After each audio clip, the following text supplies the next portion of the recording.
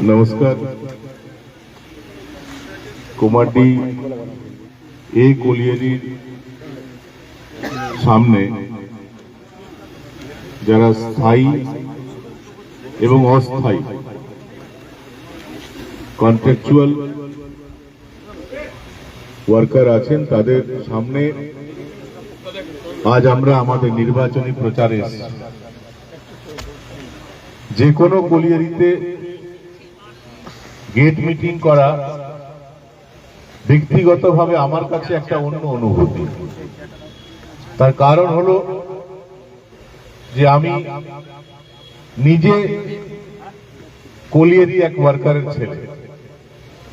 ডামরা কলিয়ারিতে আমার বাবা চাকরি করতেন, ওভারম্যান ছিলেন। আমরা তখন ক্লাস 8-এ পড়ি, তখনই আমার বাবা আমাকে ছেড়ে চলে যান, আমাদেরকে ছেড়ে চলে যান। ওনার হার্ট অ্যাটাক হয়, উনি মারা যান। পরবর্তী ক্ষেত্রে আমার কাকারা তারাও ইসিএল এ চাকরি করতেন এবং ইসিএল এর ওয়ার্কারের কি সমস্যা সেটা আমি ব্যক্তিগতভাবে উপলব্ধি করেছি। তখন পয়সা খুব কম পাওয়া যেত, পিএফ গ্র্যাচুইটি খুব কম পাওয়া যেত।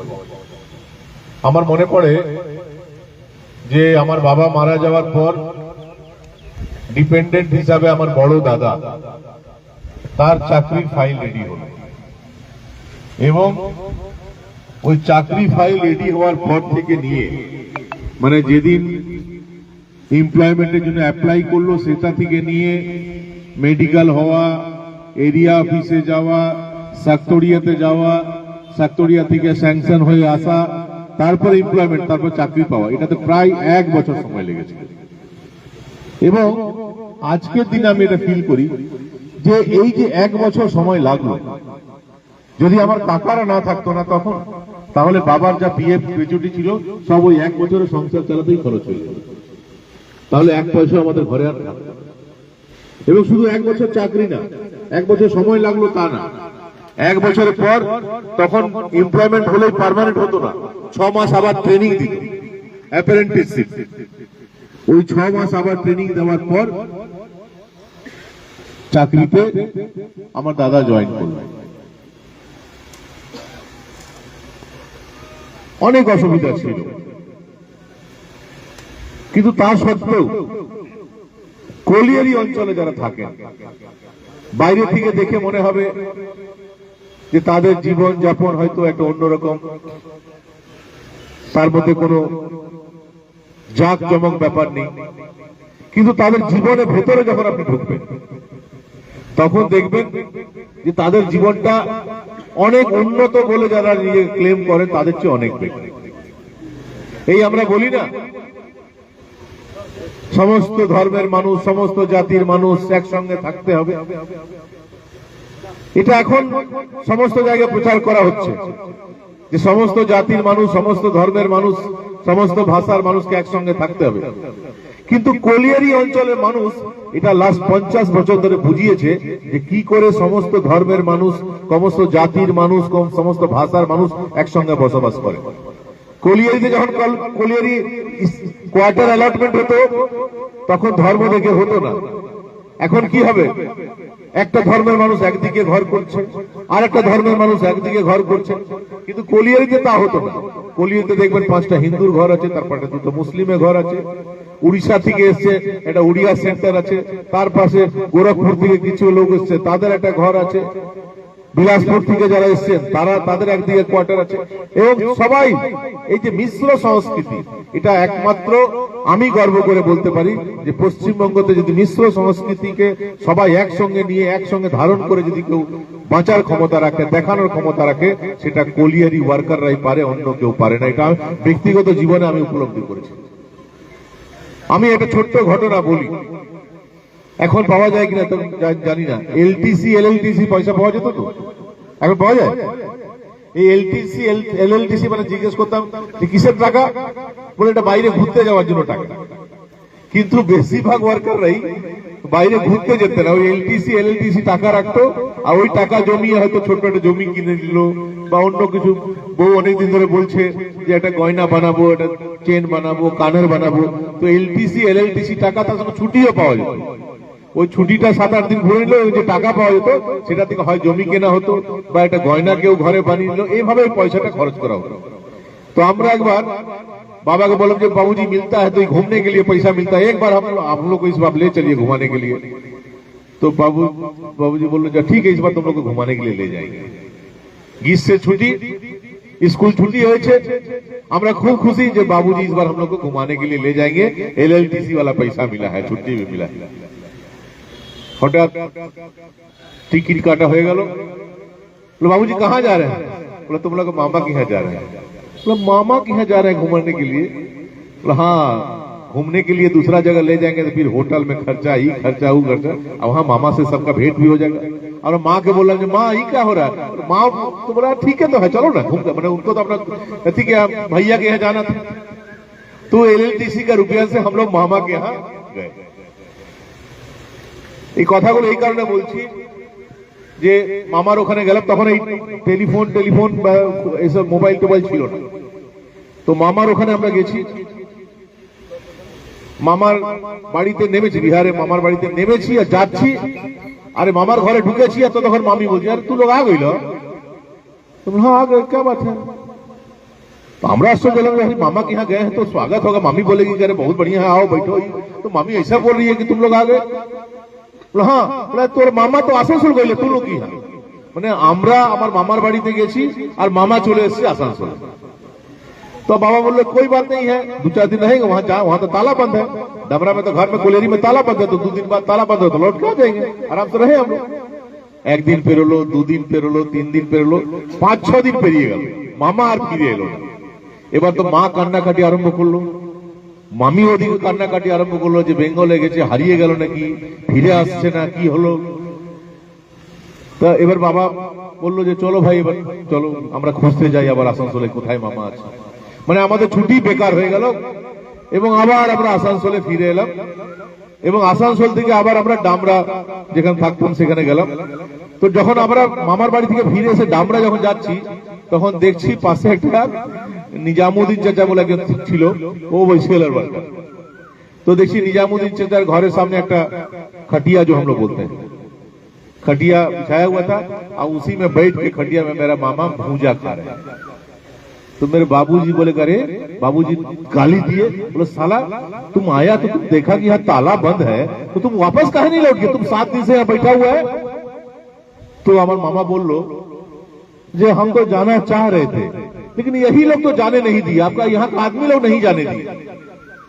तो मेरे बाबूजी उन आदमी लोग से बहुत गुस्सा हो गए, अरे काहे नहीं जाने दिए, देखिए परेशान होकर हमको आना पड़ा गांव से। तो जो बात वहां के हमारे डमरा के लोगों ने कहा था वही बात मैं आपसे शेयर करने के लिए अपना अनुभव बता रहा हूं।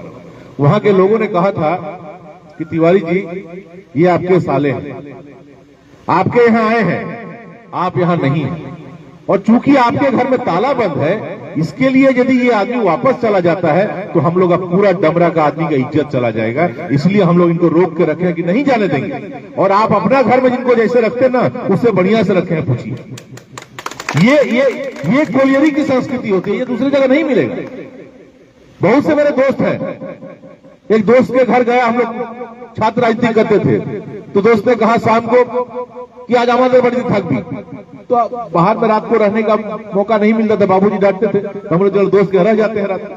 तो रात को खाने के पहले काकी में बोली क्वार्टर रोटी खास कौन पूछ रहा है भाई, तो पूछा जाता है कौन रोटी खाओगे।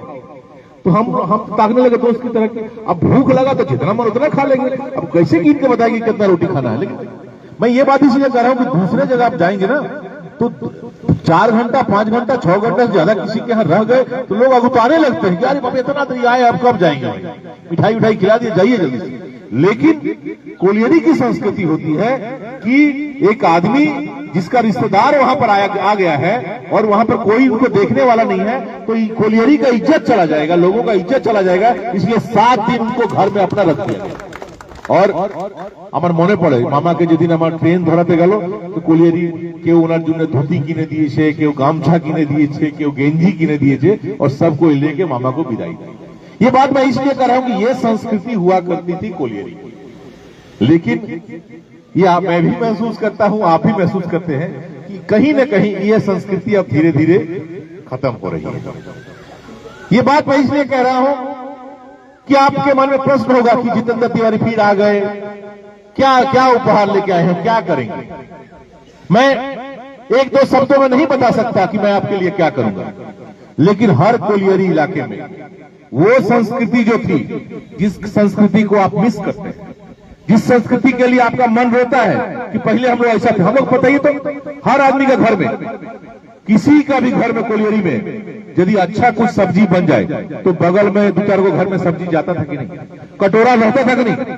हर आदमी के घर में हम लोग का कटोरा रहता था, दो चार को एक्स्ट्रा कटोरा रहता था। आखिर बढ़िया बना है सब्जी, जिसमें सेंट आ रहा है, तेजपत्ता का सेंट आ रहा है, दूसरा सेंट आ रहा है, तो सब्जी ई घर से ऊ घर, ऊ घर से ऊ घर, ऊ घर से ऊ घर जाता है। और फिर जब कटोरी वापस आता था तो खाली नहीं आता था, उनके घर में भी जिस दिन बढ़िया सब्जी बनेगा उस सब्जी के साथ ही घर में कटोरी वापस आता था। खाली बाटी फेरो दवा जावे ना, भालो मतलब जो दीते अब ये संस्कृति होती थी। आज आज आज अजीब स्थिति हो गई।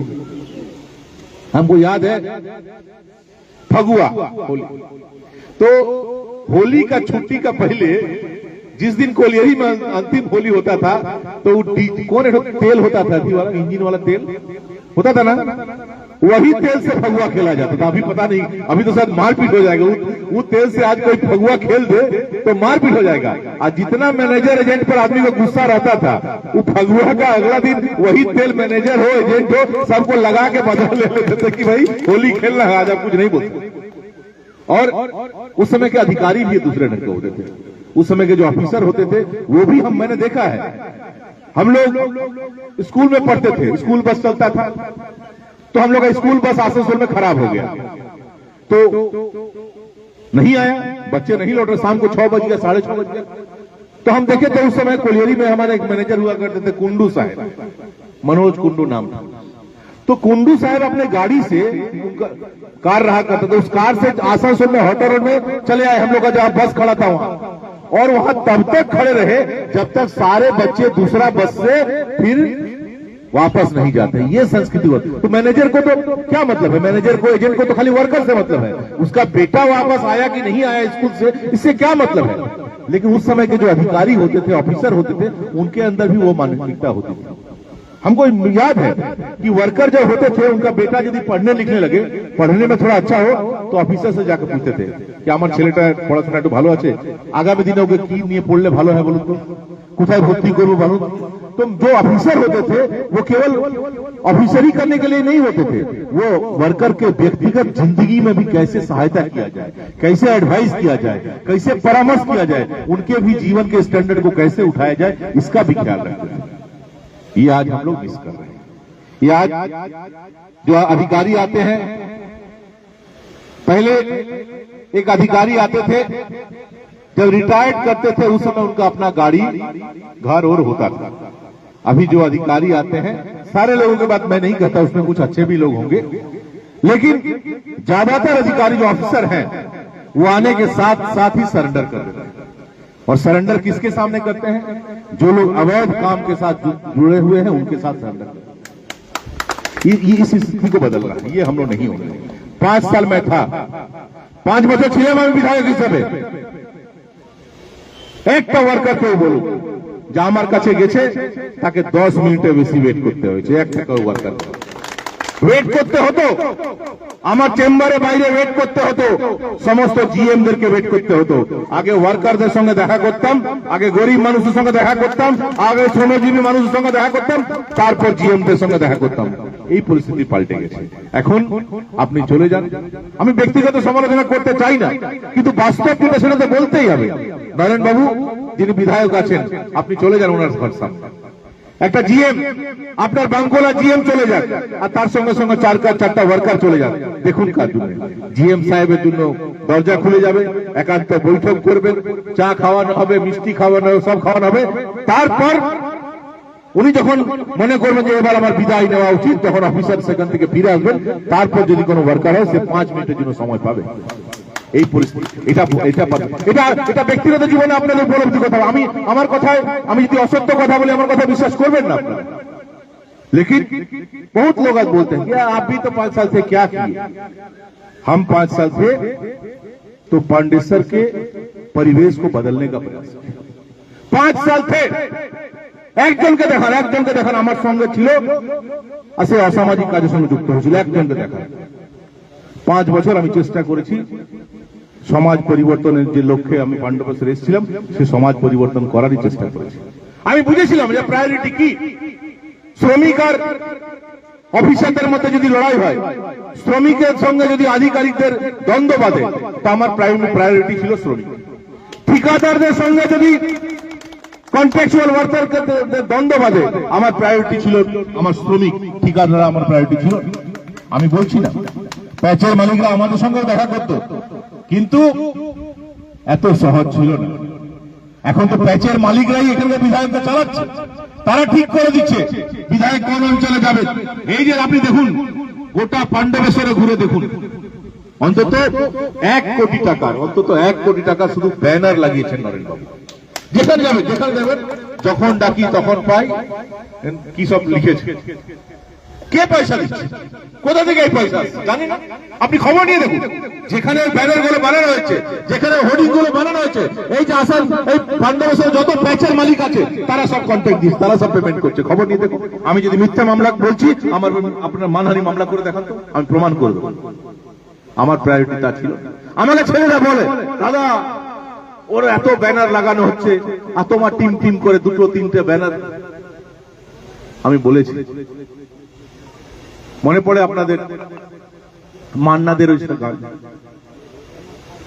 যদি কাগজে লেখো নাম কাগজ ছিঁড়ে যাবে, পাথরে লেখো নাম পাথর হয়ে যাবে, হৃদয়ে লেখো নাম সে নাম রয়ে যাবে। আমি কাগজে নাম লেখাতে আসিনি, পাথরেও নাম লেখাতে আসিনি, পাণ্ডবেশ্বরের মানুষের হৃদয়ে নিজের নাম লেখাতে এসেছি, এবং তার জন্য যা কিছু করণীয় সবটাই করছি। মিশ্রাজি আছেন এখানে, ওনার নেতৃত্বে আমরা লড়াই লড়েছিলাম, কন্ট্রাকচুয়াল ওয়ার্কারদের লড়াই। কত বেতন ছিল, কোন জায়গায় নিয়ে গেছিলাম, তার প্রমাণ আপনারা। এবং আগামী দিন, তারপর যেদিন থেকে আমরা চলে গেলাম, তারপর থেকে 1 টাকা কারো বেড়েছে বলুন তো? যারা কন্ট্রাকচুয়াল ওয়ার্কার আছেন, সুযোগ সুবিধা পেয়েছেন বলুন তো? আজ নিশ্চয়ই আমি বলতে এসেছি, এটা আমার অধিকার। পুরো বিধানসভায় হাই পাওয়ার কমিটি অনুযায়ী বেতন সবাই পাবেন। খবর পাই, আগে যদি অ্যাক্সিডেন্টে কেউ মারা যেত, ম্যানেজার এজেন্ট জিএমদের অবস্থা খারাপ থাকতো, যে বাবা জিতেন্দ্র তিওয়ারি আ জায়গা তো আফাত করতে। এখন যদি কেউ অ্যাক্সিডেন্টে মারা যায়, ও খালি খবর নিতে থাকে যে ওনাকে ঢুকতে দেবেন না। ও জানে আমি ঢুকে গেলে ওদের চলবে না। 5 বছর আমাকে ঢুকতে দেয়নি। অনেক মানুষ মারা গেছে, যারা মারা গেছে তাদের সঙ্গে। এবং নরেনবাবুর লোকেরা কি করেছে, যে মারা গেছে তার ফাইলটা কে দেখবে, তার এমপ্লয়মেন্ট ফাইলটা কে দেখবে, সেটাতে বেশি ব্যস্ত। ফাইল নিয়ে ঘাটাঘাটি করবে, 2-5 লাখ টাকা ইনকাম হয়ে যাবে। অমানবিকেরা মানুষের কথা ভাবে না, মানুষের প্রতি ভালোবাসা নেই এদের, মানুষের প্রতি দায়বদ্ধতা নেই এদের, তাই পরিবর্তন আসবে। 5 বছর আপনারা দেখার সুযোগ পেয়েছেন, ওনাকেও দেখার সুযোগ পেয়েছেন, ওনার কর্মপদ্ধতি দেখার সুযোগ পেয়েছেন, আমাকেও দেখার সুযোগ পেয়েছেন, আমার কর্মপদ্ধতি দেখার সুযোগ পেয়েছেন। আপনাদের কাছে তুলনা করার সুযোগ আছে। আপনারা বিচক্ষণ, যারা ভাবে না, নির্বাচক মন্ডলীকে যারা মূর্খ ভাবে না, তাদের চেয়ে বড় মূর্খ কেউ নেই। নির্বাচক মন্ডলী তারা জানেন, মুখের উপর বলেন না, ভাবেন যে নেতা এমএলএ এর মুখের উপর বললে হয়তো কাল ক্ষতি করে দিতে পারে। আমাকেও ভাবছেন লিডারের মুখের উপর বলবো না, কিন্তু মনে মনে সব তার হিসাব করে রাখেন যে কে কি করছে না করছে, এবং সঠিক সময় তারা সঠিক সিদ্ধান্ত নেয়। আমি কোনো ফেভার চাইতে আসিনি, বলছি না যে যিনি বর্তমানে আছেন তিনি যদি শ্রমিক স্বার্থে লড়াই করে থাকেন, তবুও ওনাকে ভোট দেবেন না, আমাকে ভোট দেন, এটা বলছি না। কিন্তু যদি মনে হয়, একবার বিবেচনা অবশ্যই করবেন, রাত্রে চিন্তা ভাবনা অবশ্যই করবেন। মানুষের স্মৃতি খুব ক্ষণিক, তো খুব সহজে মানুষ অনেক কিছু ভুলে যায়। তাই আমি এগুলো বারবার মনে করাচ্ছি যে আমি 5 বছর ছিলাম, সে 5 বছরের পরিস্থিতি আর এই 5 বছরের পরিস্থিতি একটু ঘরে বিবেচনা করবে। 5 বছর আগের বিভিন্ন ঘটনা বলি, সেটা একটু রিফ্রেশ করবেন, আর এখন কি ঘটছে সেটা দেখবে। যদি মনে হয় যে না এখন যেটা আছে সেটাই ঠিক, আপনারা খুব ভালো আছেন, তারা নিশ্চয়ই আপনাদের সমর্থন ওনার সঙ্গে যাবে।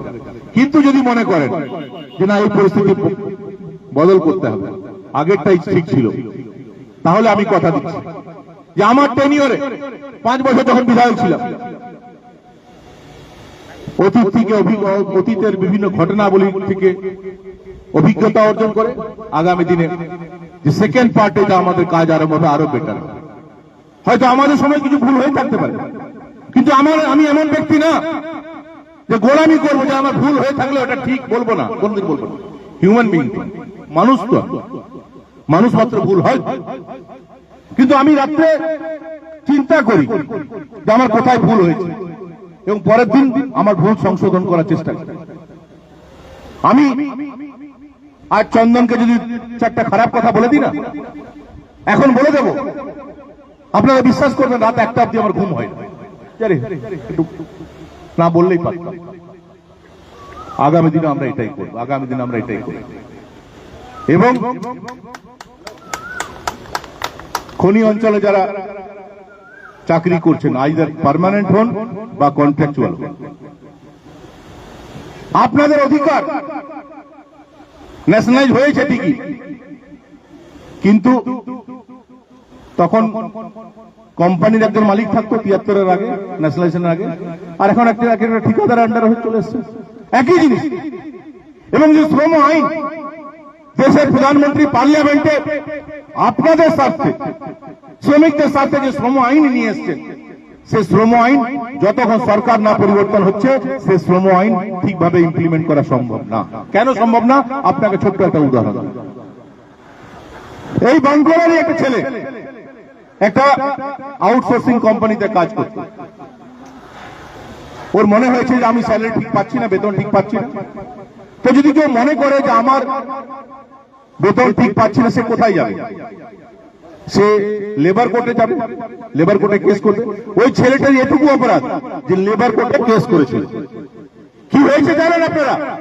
যে ছেলেটি লেবার কোর্টে কেস করলো তাকে ওই দমানোর জন্য, কেন কেস করলি তুই, এই আমাদের বিধায়ক নরেন্দ্রনাথ চক্রবর্তী মহাশয় এনটিপিএস থানার একটা আর্মস কেসে তাকে চালান করিয়ে দিলেন এবং 7 দিন সে জেল খাটলো।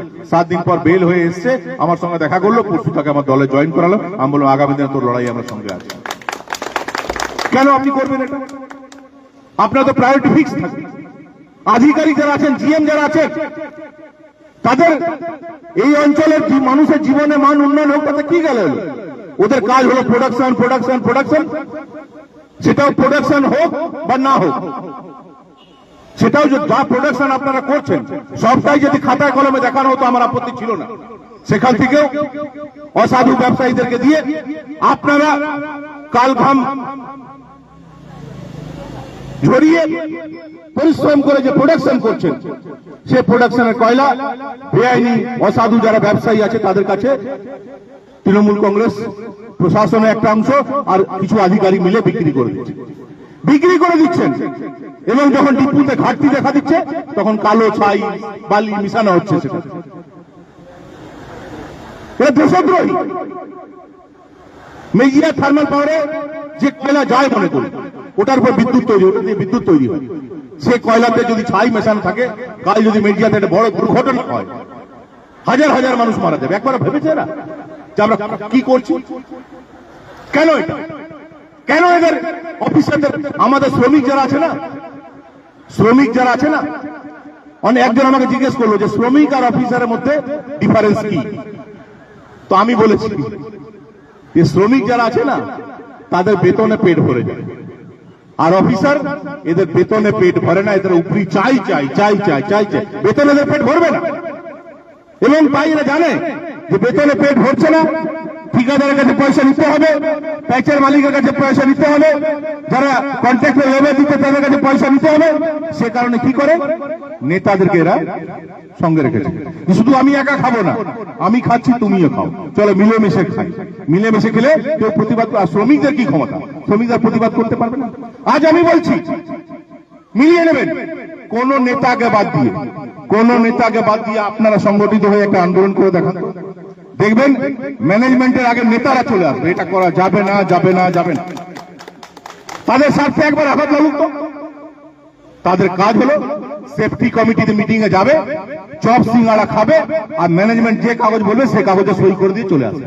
সেফটি কমিটি মানুষের সেফটির জন্য যে সিসিতে বসবে, मैनेजमेंट जहां जहां बोलबे এই কলিয়ারি বন্ধ করছি, হ্যাঁ সাহেব বন্ধ করে দিজিয়ে মেরা 4 গো কেসওয়া है थोड़ा कर এখান থেকে এত শ্রমিককে ট্রান্সফার করছি, হ্যাঁ সাহেব कर दीजिए मेरा 20 गो है उसको थोड़ा बचा लीजिए। अब 20 জনের কাছে নিয়ে নেবে 20,000 করে। আমি এগুলো প্রতিবাদ করেছিলাম বলে অনেকে শত্রু হয়েছে, কিন্তু আবার বলছি শত্রু হলো 4 তারিখ পর আপনাদের আশীর্বাদ থাকলে আবার প্রতিবাদ করবো, চলতে দেব না, চুরি চলতে দেব না। একটা শ্রমিক বেতন পাচ্ছে, তারপরেও কোঅপারেটিভ বলে দেখুন তো কি অবস্থা। আগে সুদখোর থেকে এই কোঅপারেটিভে গঠন হয়েছিল কেন? যারা সুদের ব্যবসা করে তারা খুব অত্যাচার করতো, চড়া হারে সুদ নিত, সেখান থেকে শ্রমিকদেরকে বাঁচাবার জন্য কোঅপারেটিভ গঠন হলো। এই কোঅপারেটিভ গুলো অবস্থা দেখুন তো, সুদখোর চেয়ে অধম হয়ে গেছে। কোঅপারেটিভের কি নিয়ম? ওখান থেকে যে অর্থ আসবে সেটা যারা যারা মেম্বার তাদের মধ্যে ডিস্ট্রিবিউট হবে, তো ওই বছর একটা গিফট দিয়ে দেবো, হয়ে গেল। কোঅপারেটিভের পয়সা নেতাদের সমস্ত খরচ চলছে। এইগুলো যদি বদলাতে চান তাহলে আপনাদেরকে অনুরোধ করব যে শ্রম আইন ঠিকভাবে ইমপ্লিমেন্ট করার জন্য আমাদেরকে সমর্থন করুন। আপনাদের কলিয়ারিতে একটা শিব মন্দির আছে তো? শিব মন্দির ভাঙা আছে তো? এই বিধায়ক তো বলেছিলেন শিব মন্দির ভাঙুন, আমি বানিয়ে দেব। ভাঙা আছে, বানানো হলো না, নির্বাচন চলে এলো। আমি বলছি না যে আমি শিব মন্দির বানিয়ে দেব, কিন্তু আমি এটা বলছি যে বাবু শিব আমাকে দিয়ে মন্দিরটা বানা করাবেন, আর উনি নিজে ঠাকুরের মন্দির বানাবার ক্ষমতা আমার নেই। ঠাকুরের মন্দির বানাবার ক্ষমতা আমার নেই, কিন্তু ঠাকুর জানেন যে কাকে দিয়ে এই কাজটি করাতে হবে, তাই তিনি নরেন বাবুকে এই সুযোগ দেননি। তার মাথায় এমন ঢুকিয়ে রেখেছেন যাতে ওই কাজটা না করে। তিনি অপেক্ষা করছিলেন যে ও যা পাপ অন্যায় করেছেন ওনার হাত দিয়ে এই মন্দির হলে ঠাকুর খুশি হবেন না, তাই এটা অপেক্ষা করছে। এটা আমাদের হাত দিয়ে হবে, আমরা সবাই মিলে করবো, কেন ঈশ্বরের এটা ইচ্ছা ছিল, আমরা করবো। আগামী দিনে শিব মন্দির হবে। এবং আপনাদেরকে বলি 6 তারিখের মধ্যে, বেশি কিছু বলছে না, 6 তারিখ রেজাল্ট বেরোবে। কত তারিখ? 4 তারিখ। 6 তারিখ বলছি হরিপুরে, 6 তারিখ বলছি হরিপুরে বিধায়ক কার্যালয় ওপেনিং করব। ডেট আপনাদেরকে বলে দিয়ে গেলাম এবং আপনাদেরকে আগাম আমন্ত্রণ জানিয়ে দিলাম। 6 তারিখ হরিপুরে 3টার সময়, হরিপুরে 3টার সময়, 6 মে 3টার সময় নতুন বিধায়ক কার্যালয় ওপেনিং করব। আপনাদেরকে সবাইকে করজোড়ে আমি আমন্ত্রণ জানাচ্ছি, আপনারা সেখানে আসুন এবং নতুন করে পাণ্ডবেশ্বর আবার নতুন করে পথ চলা আরম্ভ করবে। এমন পাণ্ডবেশ্বর আমরা তৈরি করব যে পাণ্ডবেশ্বরের স্বপ্ন আপনারা দেখেছিলেন। আমার নিজস্ব কোনো চাহিদা নেই, একটা সাধারণ, আমি তো কোনো বিজনেসম্যান না যে আমার 4টা ফ্যাক্টরি খুলতে হবে। একটা ব্যক্তিগত একটা জীবনের মানুষের যা চাহিদা থাকে সব আমাকে ঈশ্বর দিয়েছে। একটা ঘর চাই, ঘর দিয়েছে। একটা গাড়ি চাই, গাড়ি দিয়েছে। রোজ সকালে কি খাবো সেটা আমি সিদ্ধান্ত নিই, মাছ খাবো না মাংস খাবো না ডিম খাবো না পায়েস খাবো, ঈশ্বর সে ক্ষমতা দিয়েছে, আমি ইচ্ছার মধ্যে খাবো। কেমন জামা প্যান্ট পরবো, ঈশ্বর সে ক্ষমতা দিয়েছে, জামা প্যান্ট নিজের ইচ্ছা পরতে পারছি। আমার বিরাট শখ নেই, কিন্তু সে ক্ষমতা আছে, গাড়িতে চড়ার ক্ষমতা দিয়েছে। আর আবার কি চাই? আমার ব্যক্তিগত জীবনে চাওয়ার পাওয়ার নেই কিছু। একটা মেয়ে ছিল, ডাক্তার হয়ে গেছে, বিয়ে হয়ে গেছে, কোনো লাইবিলিটি নেই। আমার যা কিছু করা, এবার বাকি জীবন, আমার জীবনে যেটুকু সময় বেঁচে আছে, 20 বছর হোক, 53 বছর আমার বয়স হলো, আপনাদের আশীর্বাদ থাকলে 73 বছর অব্দি তো বাঁচবই। 20 বছর তো আরো বাঁচবো, কিন্তু বাকি এই 20 বছর, বাকি এই 20 বছর অন্য কোথাও না, বাকি আমার জীবনে বাকি যে 20 বছর আছে সেটা পাণ্ডবেশ্বরের মানুষের সেবার জন্য আমি নিয়োজিত করতে চাই। অনেকে বলছে, নরেনবাবু বলছেন যে আমি তো ঘরের ছেলে। আপনি ঘরের ছেলে, পাণ্ডবেশ্বর আপনি ছোট থেকে বড় হলেন, কিন্তু যখন আপনার একটা বাড়ি করার সময় এলো তখন আপনি ফ্ল্যাট কোথায় নিলেন? আসানসোল। ফ্ল্যাট কোথায় কিনলেন? দুর্গাপুরে। আপনি পাণ্ডবেশ্বর একটা ঘর করলেন না, কেননা এটা আপনার রোজগারের জায়গা। এখানে আপনি বসে আছেন, যতদিন আপনি ক্ষমতায় আছেন এখান থেকে কি করে প্যাচওয়ালা ঠিকাদার তাদের কাছে অর্থ রোজগার করা যায়। আপনার আসল বাড়ি কিন্তু আপনি বেছে নিয়েছেন, আপনি জানেন যে আপনি স্থায়ীভাবে থাকবেন না। আর আমার আসানসোল থেকে এসেছিলাম, 5 বছর আগে এসেছিলাম, নির্বাচনে আমি সাফল্য পাইনি, তারপরে 5 বছর কিন্তু পাণ্ডবেশ্বর ছাড়িনি, বারবার এসছি, সপ্তাহে 1 দিন 2 দিন 3 দিন বারবার এসছি, যে যখন ডেকেছে তখন এসছি। এমনও হয়েছে কারো বাড়িতে চা খেয়েছি, যার বাড়িতে চা খেয়েছি তার বাড়িতে হামলা করা হয়েছে। কেউ তার ফোন করেছে, দাদা আমার মেয়ের বিয়ে আশীর্বাদ করুন, তো বলেছি আচ্ছা ভাই কবে বিয়ে আশীর্বাদ করতে আসবো, বলে দাদা আসবেন না, আশীর্বাদ করতে আপনি আসবেন না, ফোনে আমার মেয়েকে আশীর্বাদ করুন, কারণ আপনি যদি আমার মেয়ের বিয়েতে চলে আসেন না, কাল থেকে আমার বিপদ আসতে। এই রাজনীতি, এই রাজনীতি। কারো ইচ্ছা থাকলে তার 5 বছর যখন এমএলএ ছিলাম কারো বাড়িতে যেতাম, তার কন্যা আমাকে জেঠু বলতো, কাকু বলতো, সে কন্যাটার বিয়ে হচ্ছে, সে বলছে বাবাকে যে বাবা জেঠুকে ডাকো, আমাকে ভালোবাসতো, আমার জন্য চকলেট আনতো। বাবার ইচ্ছা থাকলেও আমাকে ডাকতে পারছে না, বলছে যে ফোনে আশীর্বাদ করে দিন, আপনি যদি আমার বাড়িতে আসেন আমার বাড়িতে হামলা। কেন, কি কারণে? আমি তো 5 বছর ছিলাম। মনে পড়ে আপনাদের অনেকে মনে পড়ে সিপিএম এর 3টা অফিস আমি জেতার পর দখল করেছিল আমাদের ছেলেরা, টিএমসি ছেলেরা। আমি ওই ছেলেদেরকে যা যা করার করে চাবি কিন্তু সিপিএম এর অফিসে ফিরিয়ে দিয়েছিল, না থাক। আরসি সিংহের একটা অফিস ছিল, সিপিআই এর একটা অফিস ছিল, দখল করার চেষ্টা করেছিল আমাদের ছেলেরা, ছেলেদেরকে ঘাড় ধাক্কা দিয়ে বার করে ওই সিপিআই এর অফিস আরসি সিংহকে ফিরিয়ে দিয়েছিল। ঝাঁঝরাতে বিএমএস এর একটা অফিস ছিল, তৃণমূলের লোকেরা, আমি তৃণমূলের এমএলএ, তৃণমূলের লোকেরা ভাঙচুর করেছিল, চেয়ার ভেঙে দিয়েছিল। আমি ওই অফিসে গেছিলাম, ক্ষমা চেয়েছিলাম, বলেছিলাম এই চেয়ার টেয়ার যা লাগবে আমি দেবো, আমার কাছে পয়সা। ওনারা বলেছিলেন না আমরা করে নেবো, আপনি এসছেন এটাতে আমরা খুশি। এটাই তো গণতন্ত্র, এটাই তো গণতন্ত্র। বহুদলীয় শাসন এইভাবে তো চলে। বিভিন্ন মানুষ তার মতাদর্শ মানুষের কাছে তুলে ধরবে, কাকে গ্রহণ করবে কাকে বর্জন করবে সে সিদ্ধান্ত তো মানুষ নেবে। কিন্তু যাদের মানুষের উপর বিশ্বাস, যারা জানে যে মানুষ তার মতাদর্শ প্রতিষ্ঠিত করার যদি অধিকার পায়, তাহলে হয়তো আমি সে স্থান পাবো না। বহুদলীয় শাসন কেন? এই কারণে তো যে মানুষ 5 বছরে একবার সুযোগ পাবে, মানুষ বিভিন্ন নেতাদের কাজের মূল্যায়ন করবে, সে যদি ঠিক কাজ করে থাকে আবার তাকে পুনরায় নির্বাচিত করবে, যদি ঠিক কাজ না করে থাকে তা গণতান্ত্রিক উপায়ে তাকে বিদায় দেবে। ওনাকে 5 বছর আগে উনি বিধায়ক হয়েছিলেন, বিধায়কের দায়িত্ব মানুষের সমস্যার সমাধান করা। আমি প্রাক্তন বিধায়ক হয়েছি, বিরোধী হয়েছিলাম, বিরোধী হিসেবে এটা আমার দায়িত্ব ছিল যে ওনার ভুল ত্রুটি তুলে ধরা। এটাই তো বিরোধী কাজ। বিরোধীর কি কাজ? যে সরকারে যারা আছে তারা যে কাজ ঠিক করছে না আমি সেটা তুলে ধরবো, মানুষের কাছে বলবো, যাতে একটা ভয় থাকে সরকারের, যাতে ভুল না করে। কিন্তু বিরোধী শক্তিকে শেষ করে দেবো, বিরোধী লোককে কথা বলতে দেবো না, বিরোধী লোককে স্লোগান দিতে দেবো না, বিরোধীকে ঝান্ডা লাগাতে দেবো না। এই সংস্কৃতি তো আমরা চাইনি, এটা তো বাংলা সংস্কৃতি কোনোদিন ছিল না। দেশ স্বাধীন করার জন্য বাঙালি সন্তানরা নিজের জীবন দিয়েছে, সারা দেশকে কিভাবে সংগ্রাম করতে হয় বাংলার সন্তানরা শিখিয়েছে। এই বাংলার এখন চলে যান তো, যে কোনো জায়গায় চলে যান, যে কোনো রাজ্যে চলে যান। আপনি যদি বলেন যে বেঙ্গল, আগে কত গর্ব করে মানুষ বলতো, যে কোনো জায়গায় গেলে যারা বেঙ্গল থেকে এসছে সবাই আরে আসুন বেঙ্গল থেকে এসছে। এখন যে কোনো জায়গায় চলে যান, বাংলা সে আয়া, वहां तो ऐसा होता है वैसा होता है। এই কয়েকজন দুষ্ট ব্যক্তির জন্য সারা রাজ্যের বদনামি হচ্ছে। এটা থেকে মুক্তি চাইছি না আমরা? এটা থেকে যদি মুক্তি চাই তাহলে আমি করজোড়ে আপনাদেরকে আবেদন করছি, 4 তারিখ কোনো ভুল না, 4 তারিখ যদি আমার কথার উপর আপনাদের বিশ্বাস থাকে, যদি আপনারা মনে করেন যে আমিও এক শ্রমিকের ছেলে এবং শ্রমিকের ব্যথা কষ্ট বেদনা সবটা উপলব্ধি করার ইচ্ছা আমার আছে, ক্ষমতা আমার আছে, তাহলে প্লিজ ভারতীয় জনতা পার্টি পদ্ম ফুলে ভোট দিয়ে একবার আপনারা সুযোগ দিয়েছিলেন। 4 তারিখ 23 তারিখ আরেকবার পদ্ম ফুলে ভোট দিন। এবং শুধু আপনারা ভোট দিলে হবে না, বন্ধু বান্ধব পরিচিত ব্যক্তি যারা আছে, আমি মিটিং মিছিল আসতে বলছি না, কিন্তু পরিচিত ব্যক্তি যারা আছে তাদেরকে বলুন যাতে পদ্ম ফুলে ভোট দেয়। আর 6 তারিখ, 4 তারিখ রেজাল্ট বেরোবে, 6 তারিখ হরিপুরে নতুন বিধায়ক কার্যালয় ওপেনিং হবে।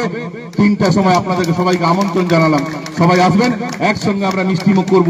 এবং আগামী দিনে পাণ্ডবেশ্বর কিভাবে চলবে সেটা প্রত্যেক গ্রামে আমরা ঠিক করেছি, প্রত্যেক গ্রামে আমরা ঠিক করেছি। সেই গ্রামে যারা বিশিষ্ট ব্যক্তিরা আছে, সেই গ্রামে যদি কোনো ডাক্তারবাবু থাকে, রিটায়ার্ড মাস্টারমশাই থাকেন, পোস্টমাস্টার যদি কিছু থাকেন, শ্রমিক যদি থাকেন, সর্বস্তরের মানুষকে নিয়ে বিভিন্ন গ্রামে আমরা গ্রাম ডেভেলপমেন্ট কমিটি তৈরি করব।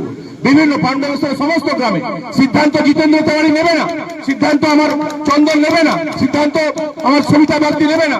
আগামী দিনে পাণ্ডবেশ্বর কিভাবে চলবে সিদ্ধান্ত নেবে পাণ্ডবেশ্বরের মানুষ। সমস্ত গ্রামে আমরা গ্রাম উন্নয়ন কমিটি তৈরি করব এবং সেই উন্নয়ন কমিটিতে যে কোনো রাজনৈতিক মতাদর্শ ব্যক্তি হতে পারে আমার বিরোধী, হতে পারে আমার সমালোচক, কিন্তু সে যদি পাণ্ডবেশ্বরকে ভালোবাসে, পাণ্ডবেশ্বরকে এগিয়ে নিয়ে যাওয়ার জন্য যদি তার কাছে কোনো পরিকল্পনা থাকে, তাদেরকে প্রাধান্য দিয়ে আগামী দিনে আমাদের স্বপ্নের পাণ্ডবেশ্বর আমরা তৈরি করব। কি করবো তো? আপনাদের সমর্থন চাইছি। আগামী দিনে আপনাদের কাছে অনুরোধ করছি, আগামী দিনে আপনারা আশীর্বাদ দিয়ে আরেকবার আপনাদের সেবা করার সুযোগ আমাদেরকে করে দিন। ভারত মাতা কি, ভারত মাতা কি, ভারত মাতা কি। ধন্যবাদ।